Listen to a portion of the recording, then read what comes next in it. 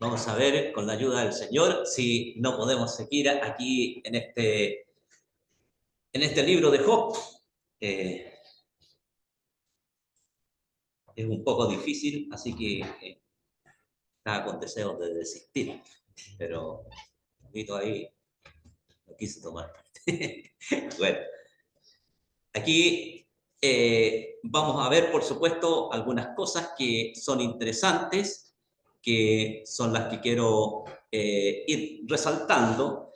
Mire, estoy viendo la manera, ustedes saben, el libro de Job es muy extenso, los discursos de cada uno también son muy extensos, entonces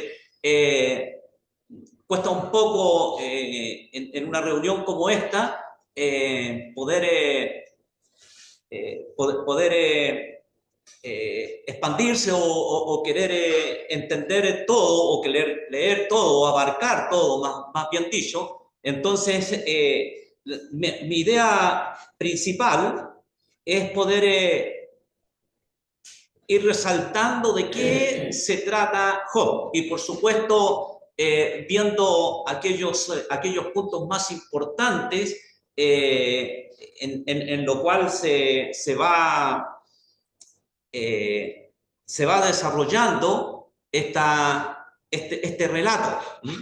Eh, Como decíamos en la vez anterior donde tomamos, es interesante una de las cosas que hay que entender, que el libro de Job es un libro poético. La gran parte de Job es poesía.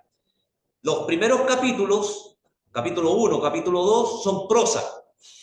Y al final, los últimos versículos del último capítulo, es interesante, eso también son prosa. Ahora, uno le cuesta poder definir eso en el libro de Job, porque nosotros, nuestra poesía, digamos, que está a nuestro alcance, a nuestro entendimiento, nos cuesta definirla aquí. Pero a medida que vamos avanzando, vamos a ir entendiendo eso. Ahora, este es un libro donde hay un personaje que está relatando, ¿ah? Que está relatando esta historia. La historia en sí, Job en sí, los expertos los colocan en los tiempos de los patriarcas. En los tiempos de los patriarcas, puede ser desde Abraham o puede ser de Job, incluso cuando uno habla de Uz, Edom, y Edom al parecer es un hijo de Esaú. Entonces, llegó a ser una ciudad, Uz, llegó a ser una ciudad, pero podemos ir viendo también lo que es su origen. Realmente todos los expositores no se ponen de acuerdo porque son ciudades, por supuesto, que ya no existen y cuesta ubicar realmente en el lugar donde existieron. ¿Ah? Algunos hablan al sur del mar Mediterráneo y es muy probable que ese pueda ser el sector donde se encuentra Uz. ¿Mm? Pero es interesante este libro, principalmente los dos capítulos que por así decirlo, nos dan las bases de lo que se va a tratar en sí todo el libro de Job. ¿Mm? Y quizás algunos lo pueden definir como el justo sufriendo o el justo sufriente. ¿Ah? Hay algunos que pueden decir que el libro se trata, digamos, se desarrolla en todo lo que es el sufrimiento de un hombre justo. Hay otros expertos que dicen de que el libro realmente lo que quiere resaltar es la justicia de Dios. en la justicia de Dios. Entonces, creo que todos sabemos acerca de la teología de la retribución. ¿Ah? Y la teología de la retribución en algún aspecto tiene base en las Escrituras. Pero aquí hay un contraste o un ataque, digamos, por así decirlo, a la justicia de la retribución. ¿Por qué? Porque en los primeros versículos dice, hubo en tiempo de Uz un varón llamado Job, y era este hombre perfecto, recto, temeroso de Dios y apartado del mal. En otras palabras, horizontalmente hablando, Job no tenía que, en ningún momento tenía que pasar por esta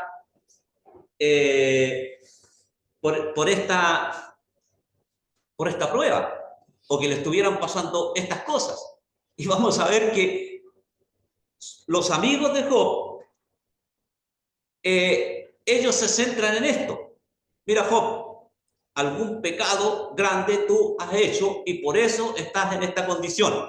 En palabras, digamos, en palabras de nosotros, así, el libro se va a basar normalmente en este argumento.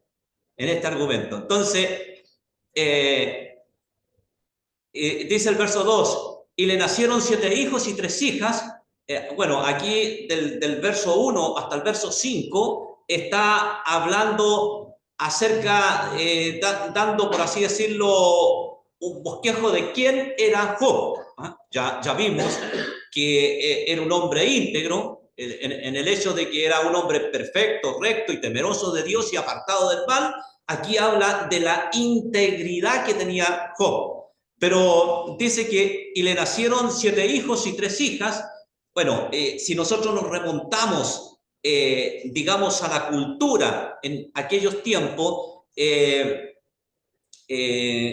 hijos y 7 hijos varones, era porque realmente había sido muy bendecido en ese sentido. Tenía 3 hijas, pero mira, interesante, dice, su hacienda era de 7.000 ovejas, o sea, tenía muchas posesiones. Al final del verso 3 dice, y muchísimos criados, y era aquel varón más grande que todos los orientales. Esa era la posición de Job. E iban sus hijos y hacían banquete en sus casas, cada uno en su día, y enviaban a llamar a sus 3 hermanas para que comiesen y bebiesen con ellos.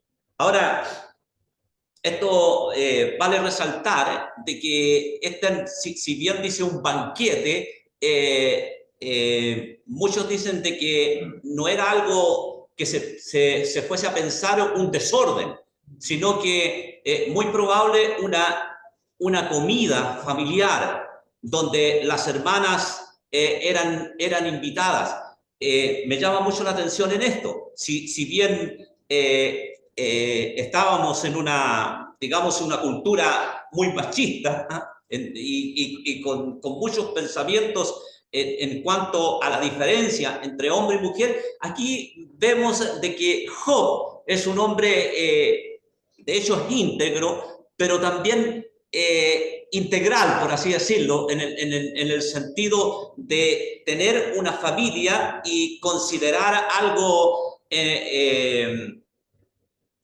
equitativo, dentro de todas las normas que se pudiesen ver. Aconteció que el verso 5 dice, aconteció que habiendo pasado en turno los días del convite, Job enviaba y los santificaba y se levantaba de mañana y ofrecía holocaustos conforme al número de todos ellos, porque decía Job, quizás habrán pecado mis hijos y habrán blasfemado contra Dios en sus corazones. De esta manera hacía todo los días. Ahora, yo no sé si sería todos los días que se juntaban, o sería todos los días, no podemos interpretar eso a su perfección, el hecho de que podemos conjeturar, pero no, porque eso es lo que el relator solamente nos revela. Así que lo que sí me llama la atención, que Job aquí hacía un papel de intercesor. Interesante que este concepto se destaca en Job. ¿Ah? Se destaca en Job, incluso después dice Job, me parece que en el capítulo 9, donde él llega a un momento cuando él piensa que va a morir, pero dice, yo sé que mi Redentor vive, y aunque yo muera, lo veré, y lo verán mis ojos, dice, en esta mi carne, dice. Entonces, el concepto de redención está aquí en Job. Ahora, si esto se remonta en el tiempo de los patriarcas, según los expertos dicen de que Job no es hebreo, ¿ah? No tiene una genealogía con Abraham, por ejemplo, no es hebreo.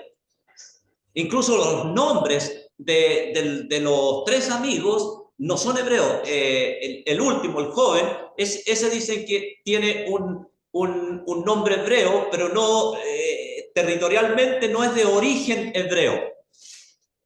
Así que más todavía se nos abre, se nos abre, y este libro de Job nos deja un poco con una interrogante. ¿Ah? Ahora, ¿quién escribió Job? Algunos dicen que fue Moisés. Otros dicen que fue Eliud, que fue el que intervino en los últimos capítulos de Job y era el más joven. Otros dicen que fue un rabino con mucha excelencia y mucha elocuencia, quien escribió este libro de Job para dejar una enseñanza. Ahora, es interesante lo que veíamos en la reunión anterior, cómo este libro de Job llegó a pertenecer, a ser incorporado en el canon bíblico.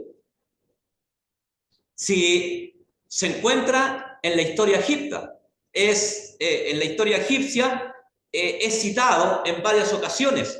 Hay otro tipo de historia, aparte del pueblo hebreo, del pueblo de Israel, que también lo cita. Entonces es interesante que, y por supuesto, el Espíritu Santo es quien trabajó en esto, y es el Espíritu Santo quien nos ha recopilado, por así decirlo, la palabra de Dios, y por supuesto no ponemos ninguna duda en que sí pertenece al canon bíblico, pero es interesante cómo nos viene, o cómo nos vino la Biblia, o cómo vino a la Biblia este libro de Job, que ¿quién no se ha identificado con Job? ¿Ah? ¿Quién de alguna u otra manera quiere resaltar esta situación, la que vive o la que puede vivir cualquier creyente o cualquier ser humano que vive en una situación de aflicción? ¿Ah? El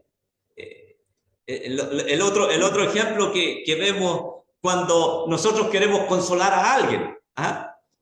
Y vemos que muchas veces en vez de consolar, le criticamos o queremos sacarle a flote que tiene alguna culpabilidad, algún pecado, y que fue lo que los tres amigos, a pesar de que los tres amigos, mire, es interesante que ellos realmente al parecer eran amigos.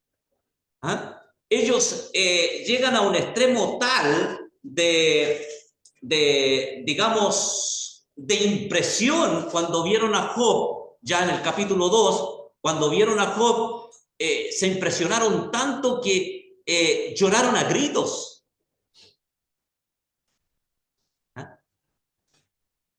y estuvieron 7 días y 7 noches sin decir ni media palabra, hasta que Job rompe el silencio y comienza a decir su condición. Mire, dentro de eso, yo no sé si me podrán seguir o yo me podré expresar bien en el sentido de que me gustaría, empezamos con el capítulo 1 para tener más o menos una referencia de qué se trata el libro. Lo otro que quiero hacer es hacer un resumen, por así decirlo, bueno, lo tengo aquí en Word, de las diferentes intervenciones que tuvo Job en el libro de Job. ¿Ah? ¿Ustedes saben cuántas son? ¿Cuántas veces habló Job en el libro de Job? Yo creo que la mayoría sabe de que es un diálogo, ¿ah? O qué sé yo, son monólogos, pero ¿cuánto se llama? Donde están comunicándose al menos 4 personajes en un principio, después sale un quinto personaje que es Eliud, y también después entra en la conversación con Job en su condición, Dios entra de un torbellino. Pero tenemos una conversación que realmente nos cuesta definir, que es la conversación que tiene Dios con Satanás. Es la que más nos cuesta definir. Por eso, vamos a ver si de esta manera nos podemos ayudar. ¿Se ve ahí? Sí, ¿está bien? ¿Está corrido un poco?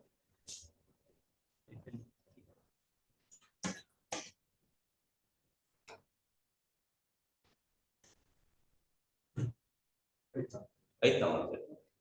Ahí un poquito más chico. Ya. Bueno, como lo habíamos, vamos a ir estructurando esto. ¿Ah? Ahora solamente voy a leer digamos, los títulos aquí. Bueno, la presentación de Job está en el capítulo 1, está del verso 1 hasta el verso 5. El consejo celestial y la prueba de Job está del versículo 6 al versículo 12 en el capítulo 1, porque también tenemos una segunda conversación, por así decirlo, que tiene Dios con Satanás en el capítulo 2, donde ya ahí vemos que va Satanás, el acusador, con una insinuación mucho más grave para que le pase a Job. ¿Ah? Bueno, ahí después tenemos las pruebas de Job, ¿ah? Del verso 13 al verso 19. Bueno, tiene la pérdida de bienes y familia. Job pierde todas sus posiciones y a sus hijos en un solo día a causa de desastres naturales y ataques de enemigos. Este sufrimiento extremo sirve para probar si la fe de Job es genuina o si está basada únicamente en las bendiciones materiales. Ahora uno quiere sacar ejemplos, ¿no es cierto?, de esto. Y la pregunta es, ¿en qué está basada nuestra fe? ¿En la retribución? ¿Ah? Si yo soy fiel al Señor, ¿el Señor me debe bendecir? Tenemos ese concepto muchas veces, nosotros tenemos ese concepto. ¿Ah? Y nos podemos hacer víctimas cuando esto no nos sucede. ¿Ah? Y normalmente damos la expresión, ¿por qué me está pasando esto a mí? ¿Ah? Y uno dice, ¿por qué me está pasando esto a mí? Bueno, es interesante que una de las cosas que tenemos que saber, que a Dios se le adora por lo que Él es, no por lo que Él nos hace a nosotros o nos bendice a nosotros. Bueno, la reacción de Job, esto es interesante porque aquí, acuérdense que Job está siendo probado. ¿Ah? Job está siendo probado por el acusador, por Satanás, quien insinúa a Dios que si Job está lleno de bendiciones, ¿quién no te sirve así? ¿Quién no te es fiel así? Eso es lo que dice Satanás. ¿Ah? Sin embargo, ahora, el motivo por qué Dios permite esto es el argumento de todo el libro de Job. Job pregunta,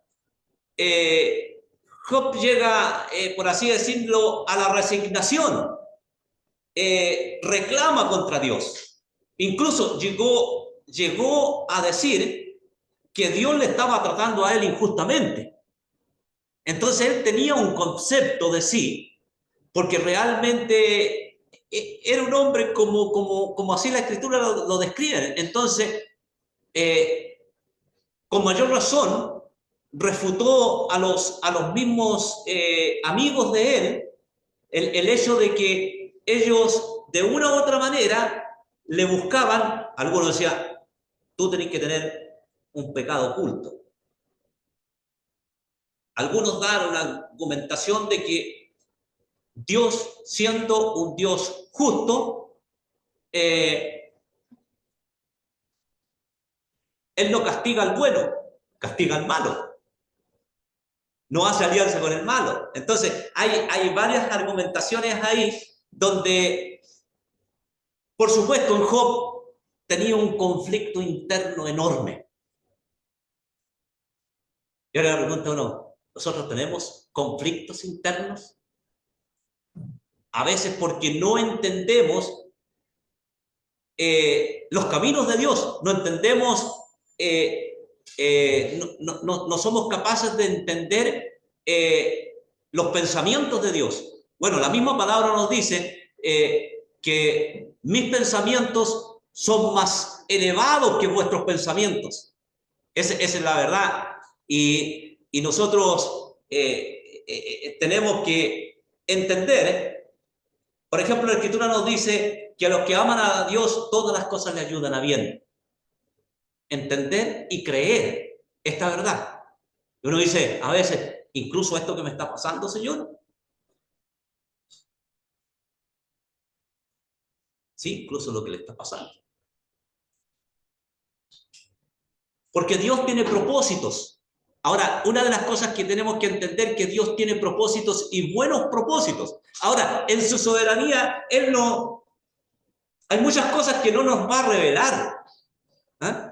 Nosotros nos vamos a ir a la tumba o nos vamos a ir al cielo, por así decirlo, si el Señor viene, sin comprender en esta vida cosas que hace Dios con nosotros. Es interesante que cuando Dios aparece en el torbellino a Job, le habla de lo que Dios es, pero en ningún momento le dice por qué hizo eso con él. Bien interesante, dice, reacción de Job. En lugar de maldecir a Dios, Job responde con humildad y resignación. Desnudo salí del vientre de mi madre y desnudo volveré allá. Jehová dio y Jehová quitó. Sea el nombre de Jehová bendito. 1:21. Estas expresiones de Job son las que nosotros debiéramos asimilar en nuestras vidas. ¿Ah? Yo lo digo con cuidado porque por supuesto es algo que cuando uno está en bonanza, cuando uno está en bendiciones, es fácil servir a Dios. Pero cuando vienen las pruebas, o al menos en nuestro país, aquellas pruebas sutiles, ¿ah? Donde se nos empiezan a colocar trabas muy legítimas y comenzamos a dejar a Dios en un segundo plano. Esa es una de las pruebas sutiles que hay. Nosotros podemos dar gracias al Señor que no tenemos persecución. Podemos predicar el Evangelio con toda libertad y no tenemos una persecución, como en otros países que sí la tienen. Pero es interesante que hay una manera sutil también de caer en no reconocer, en no aceptar la soberana voluntad de Dios. Bueno, estos esfuerzos, esto esfuerza la integridad de Job y su verdadera devoción. Bueno, la conclusión del capítulo, sin pecado. El capítulo concluye afirmando que en todo esto no pecó Job ni atribuyó a Dios despropósito alguno. Este versículo subraya la justicia de Job y su capacidad para mantener su fe a pesar de las circunstancias devastadoras.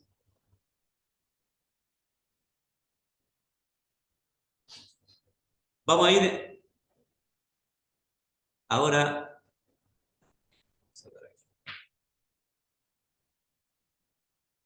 Vamos a ir al capítulo 2, sino que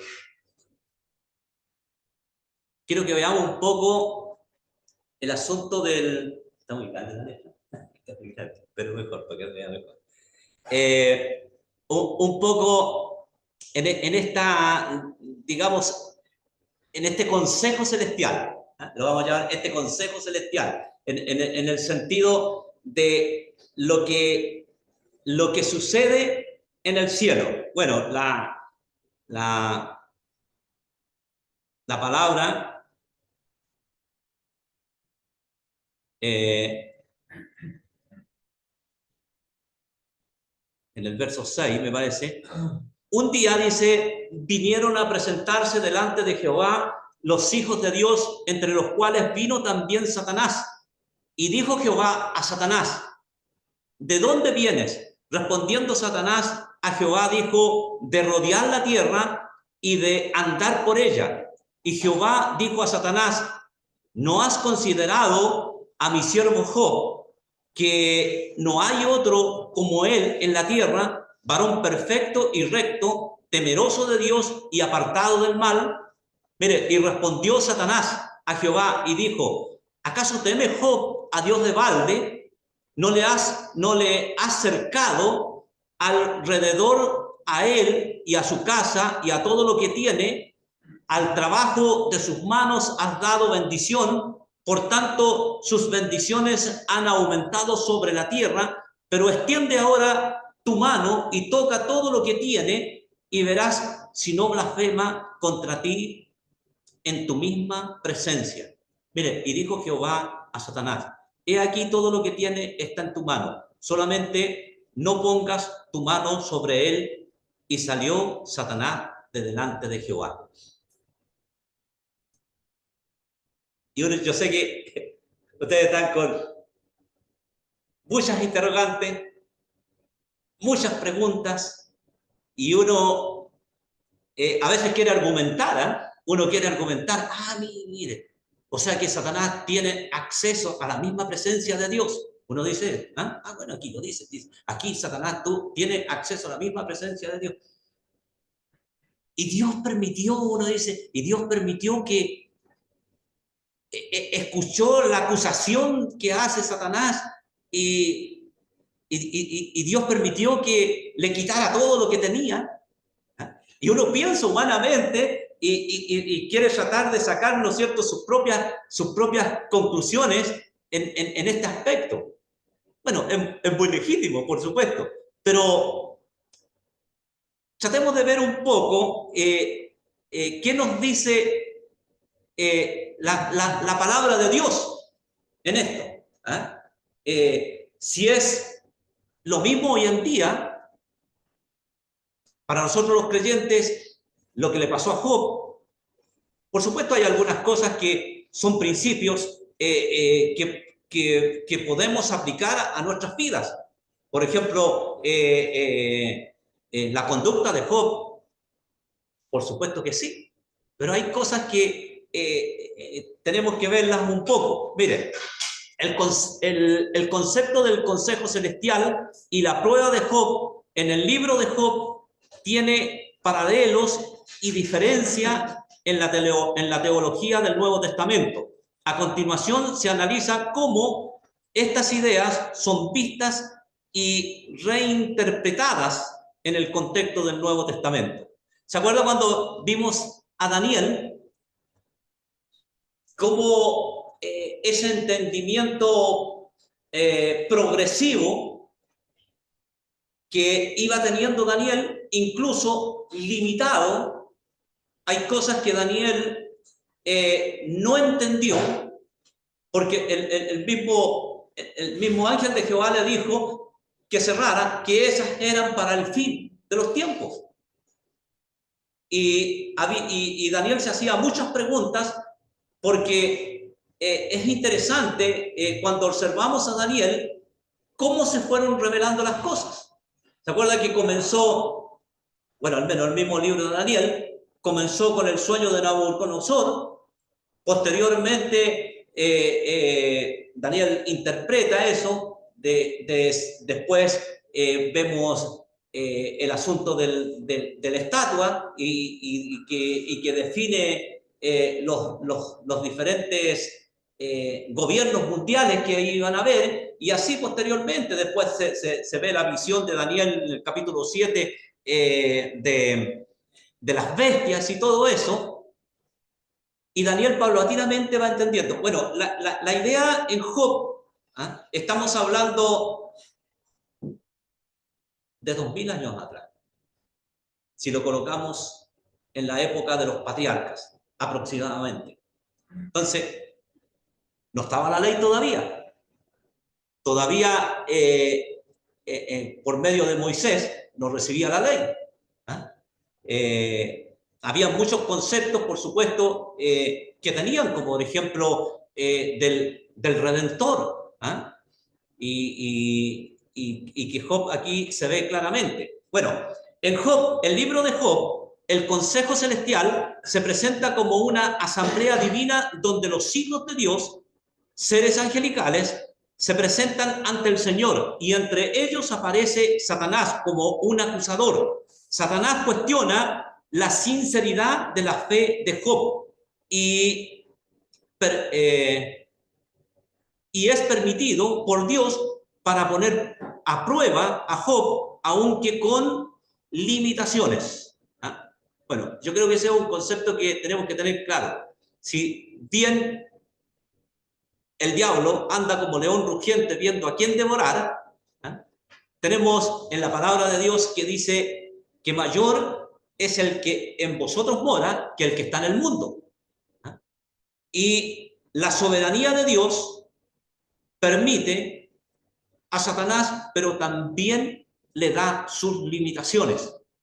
Entonces, esto tenemos que tener claro, que Satanás no es un archienemigo de Dios en el sentido coigual a Dios, de ninguna manera.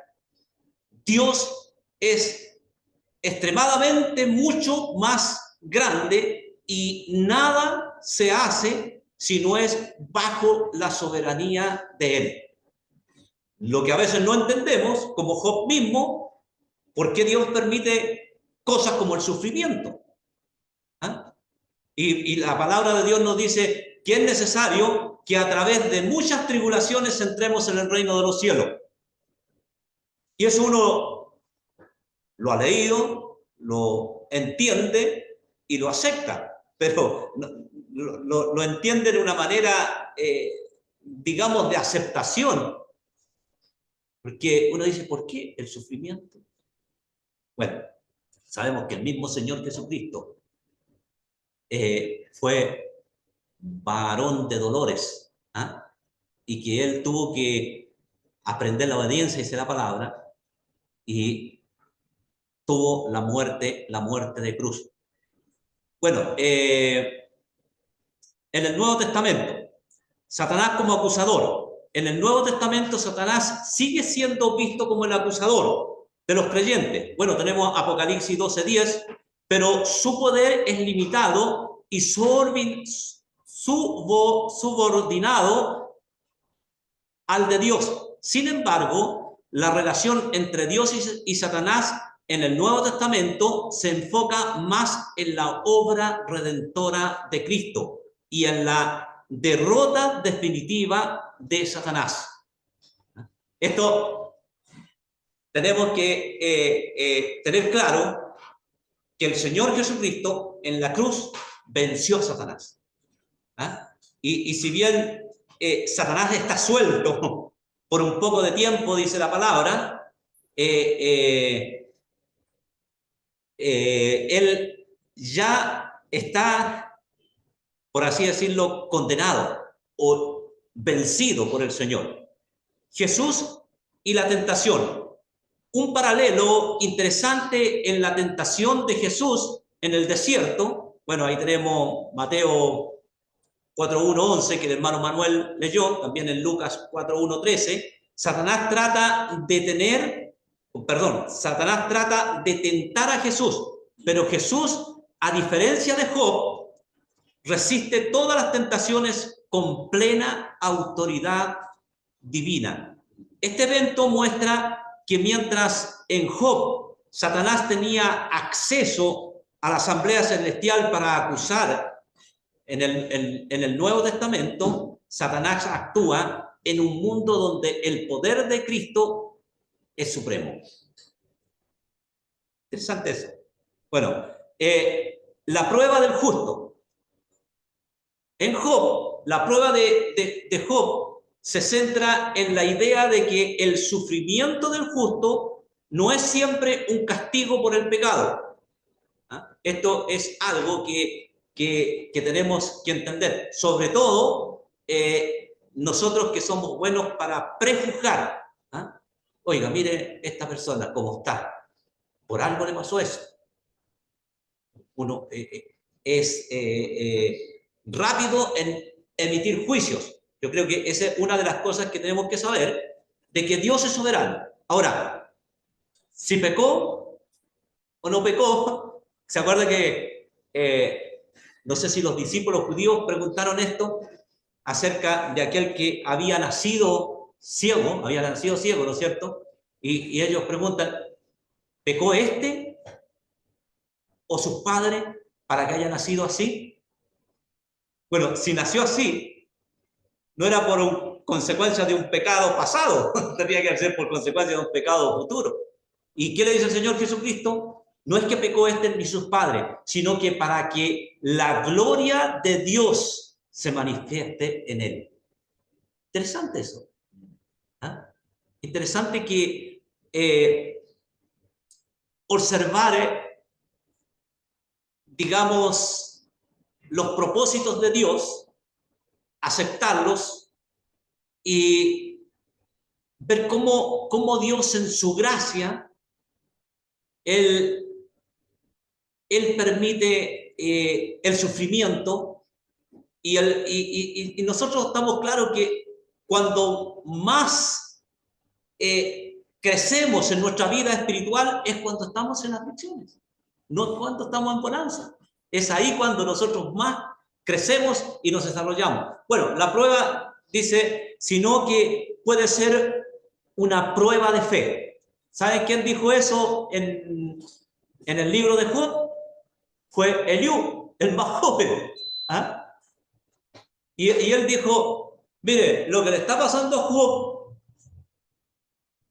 es una enseñanza que Dios quiere darle a Job.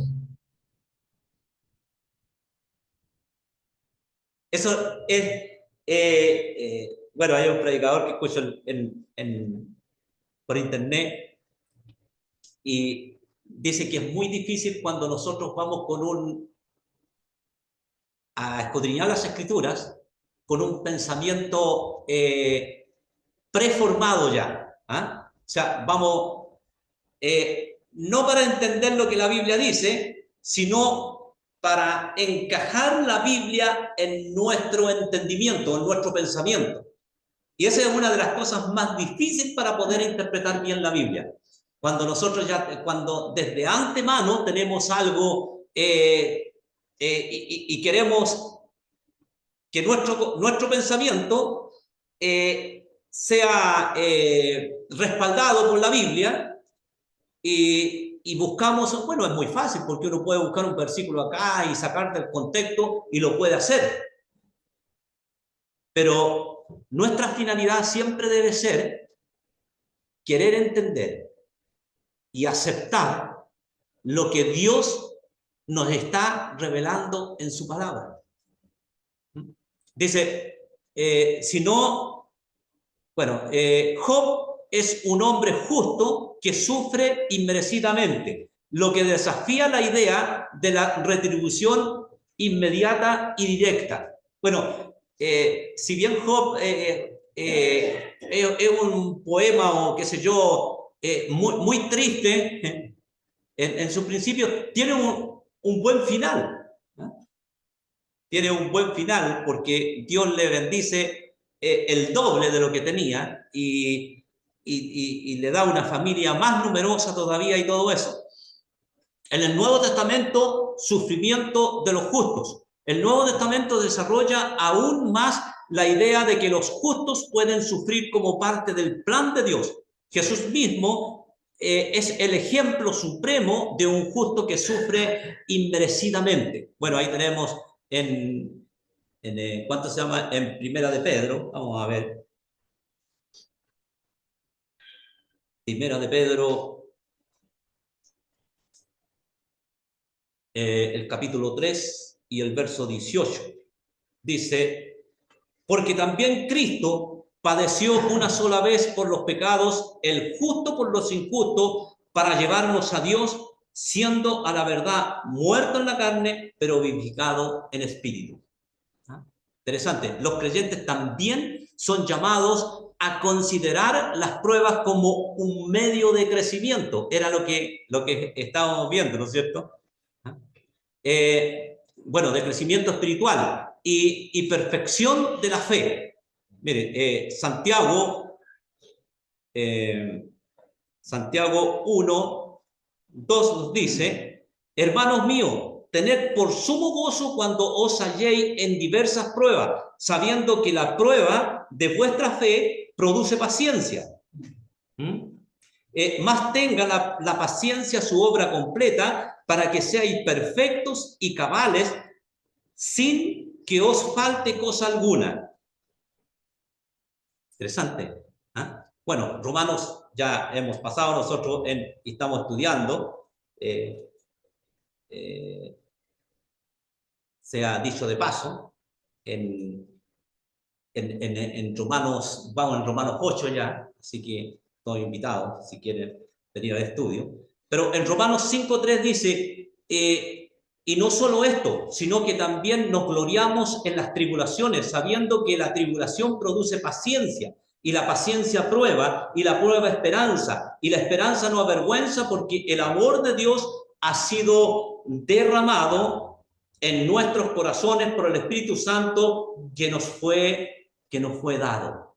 Entonces, la participación en los sufrimientos de Cristo, el sufrimiento de los creyentes en el Nuevo Testamento se ve como una participación en los sufrimientos de Cristo. Bueno, ahí tenemos en Filipenses, interesante citar también la palabra, en Filipenses 3:10 nos dice, a fin de conocerle y el poder de su resurrección y la participación de sus padecimientos, llegando a ser semejantes a él en su muerte. Mire qué interesante, ¿eh? Esta idea sugiere que el sufrimiento tiene un propósito redentor y es una forma de confortarse más bueno, no sé si la palabra es confortarse más a la imagen de Dios. Ahí está. El propósito divino en el sufrimiento. En Job, aunque el propósito del sufrimiento de Job no se revela completamente, a él ni a sus amigos, el relato sugiere que el sufrimiento puede tener un propósito más allá del entendimiento humano, relacionado con la fidelidad y la soberanía de Dios. ¿Cierto que una de las cosas que dice que el espíritu del hombre escudriña todo lo que es del hombre y el espíritu de Dios escudriña todo lo que es de Dios? ¿Qué más dice? Y vosotros tenéis el espíritu de Cristo. El hambre por indagar las escrituras es parte del espíritu que mora en cada creyente. Ese deseo de querer saber la verdad de Dios. Por eso es que es interesante de la manera que nosotros buscamos. No es que Dios se acomode a mi voluntad, sino que querer entender cuáles son los planes de Dios para mi vida. Eso sí que la palabra nos revela. O el mensaje de Dios que Dios tiene en su palabra para cada uno de nosotros. O el plan de Dios que tiene para la humanidad. A Daniel Dios le revela el plan de Dios que él tiene para la humanidad. En general.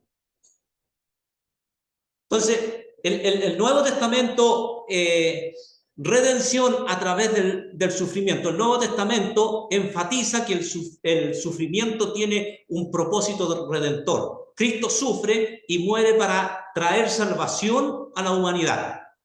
Ahí tenemos el conocido pasaje de Isaías 53, bueno, y Primera de Pedro 2:24. Este acto redefine el sufrimiento como un medio para cumplir los propósitos de Dios en el mundo. Esperanza en el sufrimiento. Los creyentes son llamados a soportar el sufrimiento con la esperanza de la resurrección y la vida eterna. Bueno, ahí Romanos 18 lo vamos a ver. El sufrimiento no es visto como una señal de condenación, sino como una parte del camino hacia la gloria futura. Miren, me gustó segunda de Corintios 4:17, dice, porque esta leve tribulación momentánea produce en nosotros un cada vez más excelente y eterno peso de gloria. ¡Qué maravilla!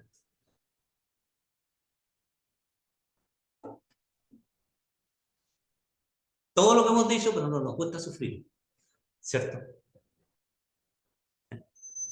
La intercesión y el rol de Cristo. Job no tiene un intercesor divino que lo defienda ante Dios en el consejo celestial, aunque en su angustia expresa el deseo de tener un mediador. Ahí en Job 9:33, en el capítulo 16, 19, 21, léalo. En el Nuevo Testamento, Cristo como intercesor. Acuérdate que Él está sentado a la diestra del Padre. Y si el acusador llega diciendo, mira a Miguel, o mira a Manuel, o a Rosalindo, ¿y sabe lo que dice el Señor? Muestra las manos y dice, yo pagué por él. Yo pagué por él. En contraste, en el Nuevo Testamento, Cristo es presentado como el intercesor supremo ante Dios. Recuerda que la palabra dice que tenemos un abogado en los cielos. Jesús intercede continuamente por los creyentes, asegurando que aunque Satanás pueda acusar, los que están en Cristo están justificados. Recuerda que tenemos en 8, justificados pues por la fe, tenemos paz para con Dios por medio del Señor Jesucristo. El Espíritu Santo, además, el Espíritu Santo también intercede por los creyentes con gemidos indecibles. Lo que muestra que los cristianos tienen un apoyo divino constante en sus pruebas.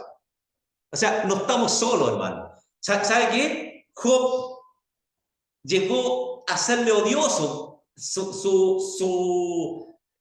conversación con sus amigos. Se sintió solo y no apoyado por nadie. Nosotros tenemos la persona divina del Espíritu Santo morando dentro de nosotros. ¿Ah? Y el Señor a la diestra del Padre intercediendo por nosotros. Esa es la digamos, aquella revelación más clara, más desarrollada, que tenemos nosotros los creyentes, por la gracia de Dios, que el mismo Job. Así que Job estaba, por así decirlo, con una nube, nublado. Él lo único que veía, que él era justo y no tenía por qué estar sufriendo. Eso es lo que veía Job. Por eso es que Dios después le tiene que reprender. Reprende a Job y por supuesto reprende a los 3 amigos. Pero Dios, o sea, Job pasó la prueba. Ese es el ejemplo que tenemos por delante. Las pruebas vienen, hermanos. Pero nosotros somos más que vencedores en Cristo. Israel, la palabra nos dice que el Señor no nos va a poner ni una prueba más allá de la que no seamos capaces de llevar. Que el Señor bendiga su palabra. Vamos a orar. Bendito Padre que estás en los cielos, te damos las gracias, Señor, porque podemos aprender de este siervo Job, de este hombre justo, sufriendo, y si bien nuestro Padre Celestial en su situación, él no entendía lo que le pasaba, vemos que tú le revelaste, más allá de lo que él era, porque él dice, me arrepiento en polvo y ceniza. Él de oídas te había oído, dice, mas mi corazón estaba lejos de ti. Sí, Padre amante, nosotros tenemos que confesar también que estamos muy lejos de entender tus caminos, tus pensamientos, por nuestra humana manera de pensar. Pero gracias te damos porque tu palabra es viva y es eficaz y es como espada de 2 filos que penetra hasta lo profundo de nuestros corazones. Por eso, Padre, que te pedimos que tú nos fortalezcas y que nos ayudes en los propósitos que tú tienes para nuestras vidas. Como aquel alfarero que moldea el vaso para que sea un vaso de honra. Oh Padre amante, la gloria y la honra sea para ti.